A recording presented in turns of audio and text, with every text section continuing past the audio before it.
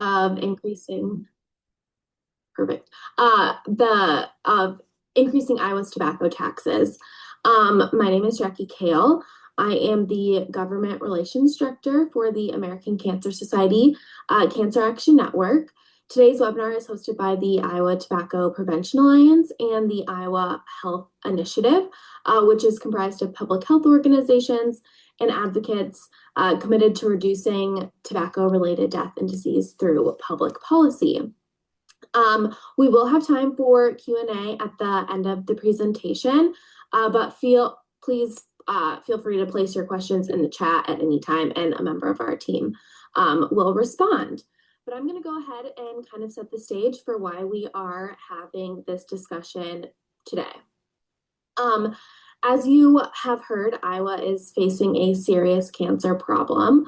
Everyone, including this legislature, is looking for the answer to why does Iowa have the second highest rates and the fastest rising rate of cancer in the nation. And I'll be frank, there is no single smoking gun that's not there. So, however, through research from the Iowa Cancer Registry, we do know what 4 types of cancer drive Iowa's ranking. Those are melanoma, breast, prostate, and lung. If we were to remove those 4 cancers from our data, Iowa's rates would look pretty similar to the rest of the United States. Tobacco use increases your risk for 3 out of the 4 top cancers. This is lung, breast, and prostate. In Iowa, tobacco use and cigarette smoking remain the #1 cause of preventable death. Our smoking rate is higher than the national average, and our youth smoking rate is nearly 3 times the national average. We currently have the 18th highest adult smoking rate in the country. Cigarettes are still big business, so you may have seen a rise in the e-cigarettes and then nicotine pouches, which is true, those are on the rise, but majority of sales for the tobacco industry are still cigarettes. Last year alone, they sold nearly 97 million packs in Iowa. These behaviors are reflected in our lung cancer outcomes. So Iowa has the 10th highest rate of new lung cancer cases nationwide, accounting for more than 12% of all new cancer cases just here in Iowa. Lung cancer is also responsible for over 25% of Iowa's cancer deaths. And most importantly, 80% of those lung cancer cases in Iowa are caused by tobacco use. So we're here today with a solution. Increasing the cost of tobacco products is one of the most effective evidence-based strategies we have to reduce tobacco use, and in turn to lower Iowa's lung cancer rates. We are also asking the legislature to tax e-cigarettes and nicotine pouches, which currently have no tax, in order to address Iowa's higher than average youth vaping rate. Iowa's youth e-cigarette use is more than double the national average. We know that nicotine is highly addictive, and exposure during adolescence can negatively affect learning, mood, memory, attention, and impulse control. It can also increase the likelihood of using future tobacco product use, excuse me. The tobacco industry targets youth with products and marketing designed to hook them early and then turn them into lifelong users. And because youth are particularly price sensitive, increasing product cost reduces youth use and then helps prevent addiction into adulthood. So as the legislature looks for solutions on how to lower the burden of cancer in Iowa, our #1 recommendation is to raise the tax on all tobacco products, as you can see here on the slide. This includes cigarettes by $1.50 per pack, and then adding a tax on e-cigarettes and nicotine pouches at 50% of the wholesale price. Now I will pass it off to Carrie Arblaster from the Campaign for Tobacco-Free Kids, who will introduce our speaker, Ann Boone, who will share our recommendations on how to effectively tax these products. Great, thank you, Jackie. Like Jackie said, my name is Carrie Arblaster. I'm the Midwest Regional Advocacy Director for the Campaign for Tobacco-Free Kids. The campaign is a national organization focused exclusively on tobacco control policy and the impact of tobacco on our nation's youth. So I'm happy to be here with you today. And please join me in welcoming Ann Boone. Ann is the Director of Research for the Campaign for Tobacco-Free Kids, where she primarily provides support and technical assistance on federal, state, and local tobacco tax issues, including developing projections on the public health and economic benefits of the tobacco tax increases. Welcome, Ann. Thank you. Hi, everyone. I'm going to go ahead and share my slides. All right. Is it up? Everyone can see it? Yes, it looks good, Ann. Thank you. Thanks. All right. Well, thank you again for having me. I really appreciate being with you all. I'm going to share a little bit about the importance of tobacco tax increases. We're going to talk about the research supporting this policy, where Iowa stands in terms of its current tobacco tax rates, its cigarette tax experience with the most recent increase, some information about taxing other tobacco products, and then we're going to go through some of the more common industry arguments that we see on increasing tobacco taxes. So by the end of this presentation, I'm going to talk about a lot of things, but these are the key takeaways that I'd like you to leave today's presentation with. It's important to raise all tobacco taxes, especially on these newer products that we see, by a significant amount to generate huge public health gains. Fixing the definitions will ensure that all tobacco products that are on the market and upcoming on the market will be captured.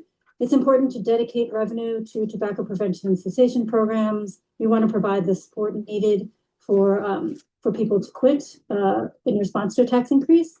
And doing so will really amplify the benefits of a tax increase. And finally, opposition arguments are exaggerated, and there's plenty of data to disprove them. So let's talk about some research supporting tobacco tax increases. Normally, I would show, all of the research that's out there to support tobacco tax increases. We have quotes from plenty of groups internationally and nationally that show that increasing tobacco taxes will be effective in improving public health. But I thought this quote would be particularly effective.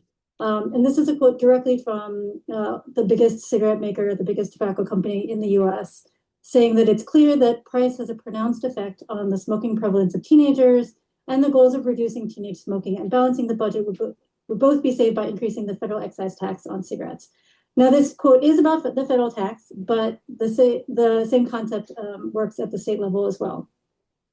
The tobacco industry has known for decades that increasing tobacco taxes will reduce tobacco use.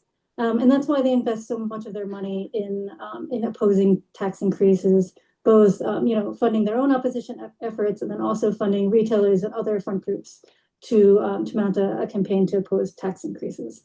And so because we know that they fight so hard to oppose them, this is why we push really hard for this really effective policy.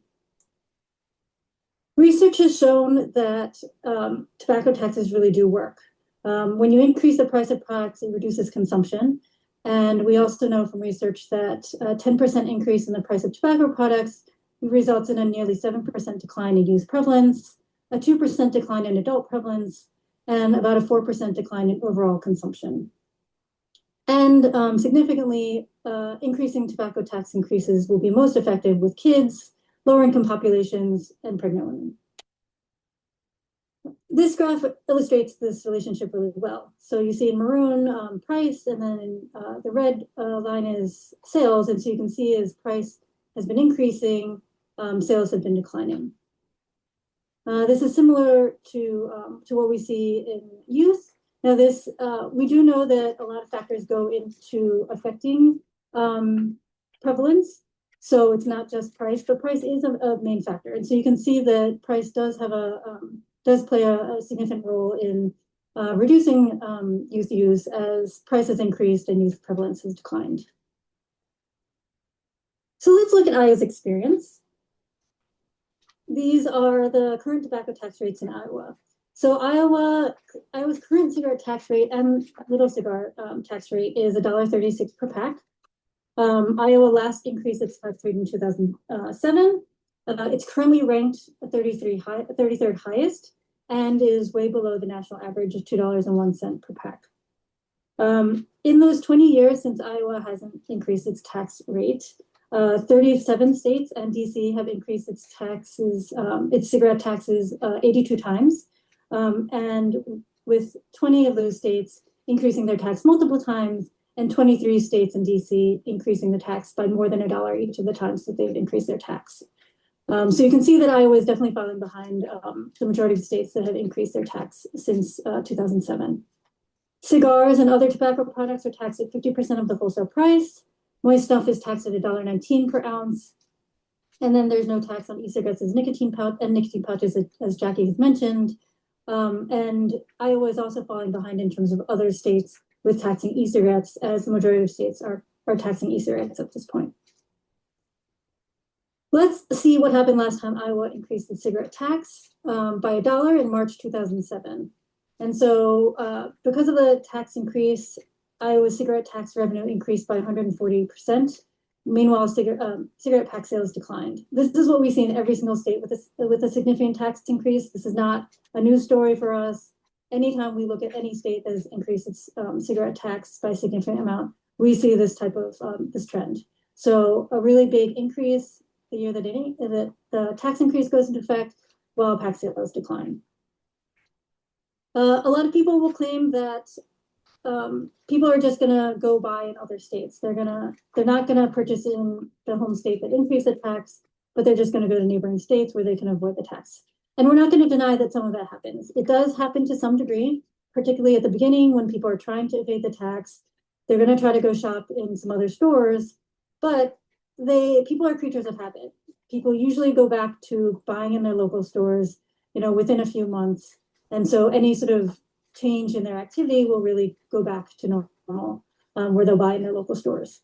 So we've seen, again, across practically every single state that has increased its tax by a significant amount, that the state that has increased the tax benefits the most in terms of more revenue and greater health benefits than its neighboring states. Again, the health and other benefits will far outweigh any of these negative activities. And then states can also take measures such as implementing high-tech tax stamps that will reduce tax evasion and generate additional revenue for states. So at the bottom, you can see what happened last time Iowa increased its tax. Again, the 140% tax revenue increase compared to its neighboring states, which either had no change, decrease, or slight increases. And it's also notable that both South Dakota and Wisconsin also increased their taxes within the 12-month period of Iowa's tax increase. And so they also saw increases in their own revenues.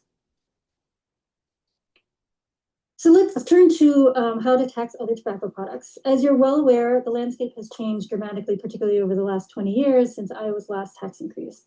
So this is kind of a broad look at the general categories that we see of products these days.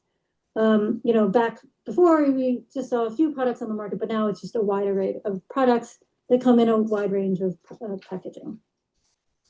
So when we look at Iowa's current tobacco products definition, there are a lot of words here. I'm just going to call your attention to the underlined words that basically limit the way that Iowa is defining other tobacco products to products that are chewed or smoked. And then similarly, they also have a fairly limiting factor on its cigarette definition when it includes this wording about smoking. So when we look at the landscape again, this is the whole the product landscape that we see on the market for the most part. Let's remove the products that have those tax rates that I had identified in the previous slide, or with tax rates on those specific products. So things like cigarettes, smokeless tobacco, and or moist snuff particularly, and little cigars. So I'm going to go ahead and remove those products. And so these are the other products. These are all theoretically products that just fit into this other tobacco product category. But then when you look at the language, suitable for chewing or smoking, or just the for smoking language from cigarettes, you can see that all of these circled products are not included, which means all of these circled products are currently not taxed at all in Iowa. And that's, a lot of the products that are still out there. So when we look at definitions, it's really important to include the language that is comprehensive and broad to cover all of those products that were circled in the previous slide. So language like containing, made, or derived from tobacco or nicotine, these are getting at products that are, have different sources of nicotine or different formats of tobacco. Ingested by any other means will include anything that is not smoked or chewed. So things like snus or nicotine pouches that are not either explicitly chewed or smoked. Including but not limited to will speak to the list of products that are here, which again allows for products that are not currently on the market or not listed here. Those products would still be included in this tobacco products definition. This definition also explicitly includes electronic cigarettes, and it also excludes FDA-approved cessation products. And these are products that we don't want to create a barrier for because people are trying to use these products to quit. In addition, more and more states are adding a definition for nicotine, and this is to get at products that are not are using nicotine from different sources. So things like synthetic nicotine and also nicotine analogs, which mimic the effect of nicotine but aren't the same chemical structure as nicotine. And so adding a definition for nicotine will also clarify that all of these products are covered. So one of the questions that we often are asked is, why should we tax e-cigarettes? While rates have been declining overall at the national level, as Jackie had mentioned before, e-cigarette rates still remain high in Iowa. And also, more importantly, we've seen that reports of frequent use among youth have remained high. And this is an indication of serious addiction. And so this is obviously why we're concerned about e-cigarettes. Disposable e-cigarettes that are now on the market are bigger, stronger, and cheaper than what we've seen before. So in terms of nicotine concentration, they're at high rates. The volume of liquid in these products is higher, and these products have been coming down in price. And also newer research has shown that e-cigarettes are less affordable to youth. So a tax increase on e-cigarettes will actually have a higher impact on youth than on adults. And this is similar to what we see for cigarettes. This is a map of the different ways that states are taxing e-cigarettes right now. Again, Iowa is not taxing, so they're not shaded in a particular color.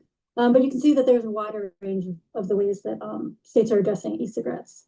So it's a little bit difficult to compare. However, most states are taxing e-cigarettes as a percentage of price. From what we've seen from practical experience in terms of the states that are currently taxing, as well as from research, there are a few guidelines that we like to provide for states in terms of how to tax e-cigarettes. And so one of them is taxing as a percentage of price. And this is important because, again, as you can see from the slide, e-cigarettes come in all shapes and forms, all different sizes, but they all have a price.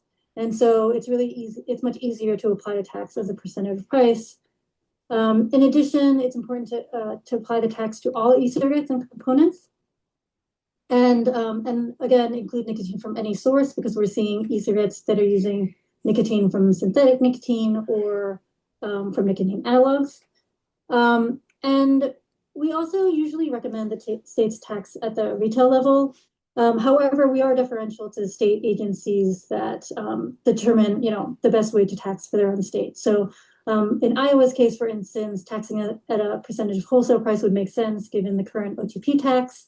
And if the state agency feels that that is the best way to tax e-cigarettes, and that would work as well.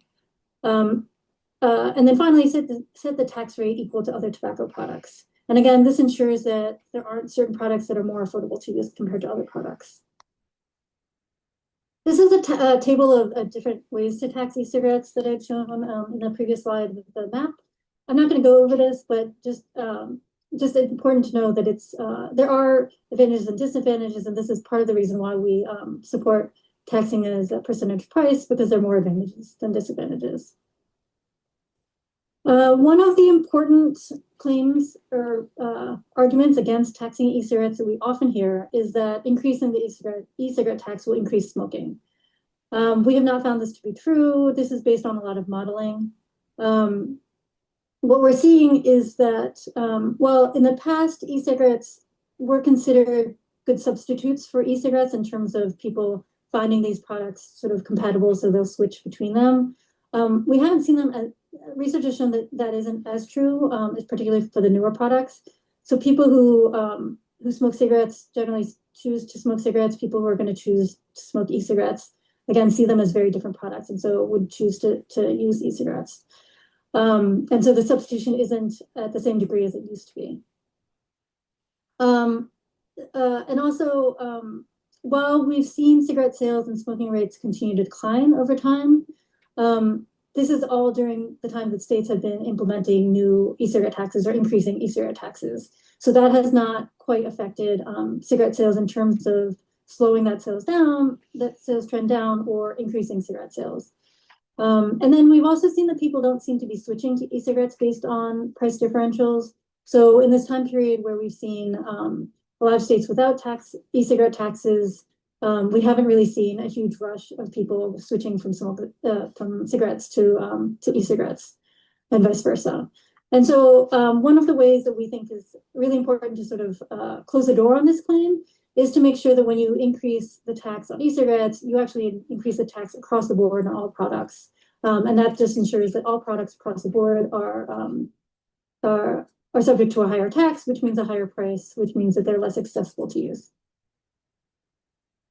The other product that we often get asked about these days are nicotine pouches.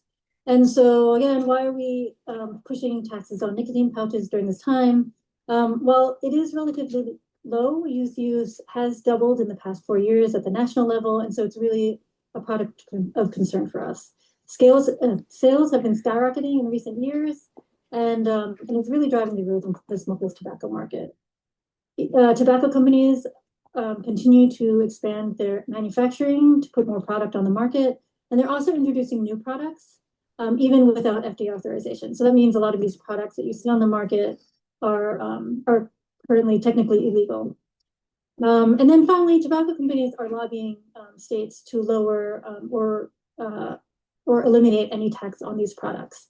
And so again, because of the growing use rates among youth, we are concerned, and we'd like to keep the prices high on these products to keep them out of the hands of youth.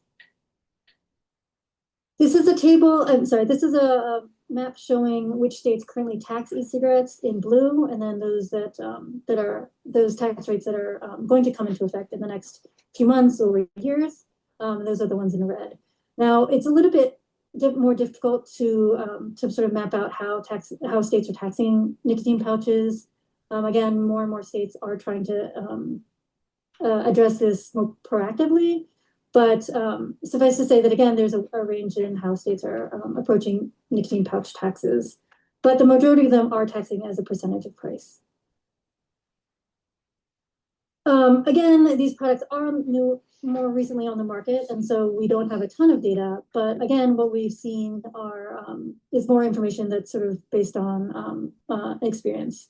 And so again, from what we've seen, percentage of price is a much more popular way to tax e-cigarettes. A much more popular way to tax nicotine pouches. So that is what we're recommending for Iowa.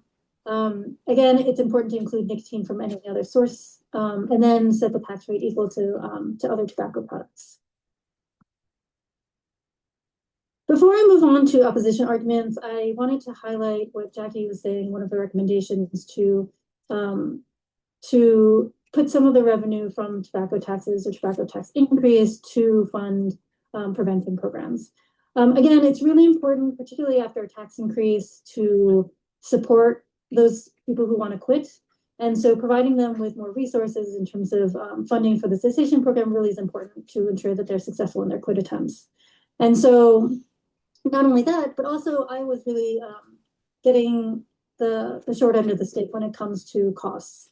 So for instance, while the state is collecting about $1.36 per pack for its cigarette tax, it's really, smoking is costing the state a ton of money. So in terms of healthcare costs, it's about $11 per pack, and productivity costs from illness and premature death comes to about $22 or $23 per pack in terms of costs. So the state is really losing a lot of money from smoking in the state. And in addition, while the state is collecting $156 million in revenue from tobacco taxes, it's only spending $4.3 million for tobacco prevention and cessation. And so this is really an area that the state can invest in driving down tobacco use. All right, moving on to opposition arguments. These are the three most common arguments that we hear. I'm not going to go through this chart, but I'm going to go through two of the last two arguments because I've already addressed the previous one about cross-border sales in terms of revenue. So the last two are what we usually call the business argument, and then the last one is about regressivity and tax increases in low-income populations.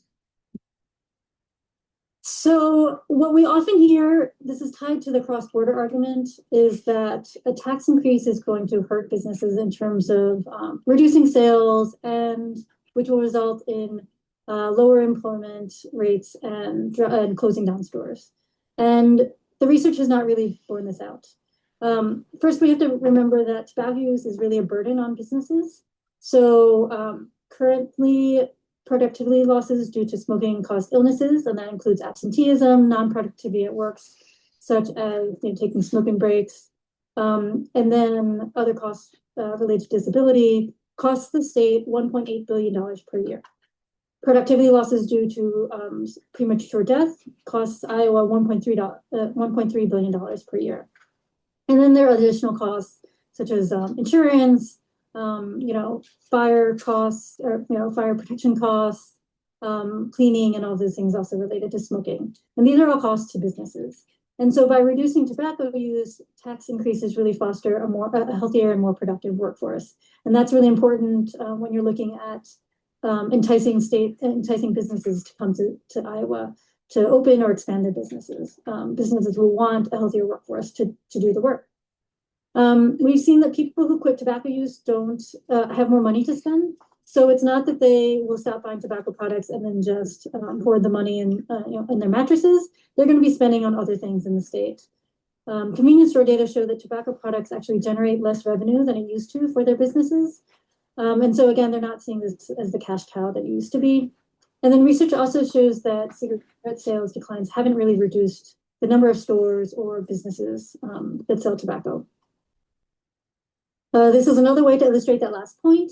So you see that as cigarette sales have declined, this is at the national level, in-store sales revenue, so sales from other things that you see in stores connected to, convenience stores, their revenue has been increasing throughout this time. Similarly, we see the same pattern for the number of stores, and then also profits for stores. And finally, the argument about the impact of tobacco tax increases on lower income populations. Again, just like the business argument, we have to remember that tobacco use is really the burden for these populations. And so, as they continue smoking, both the health costs in terms of illness and also the health care in terms of seeking treatment is really high for these. It costs these populations a lot.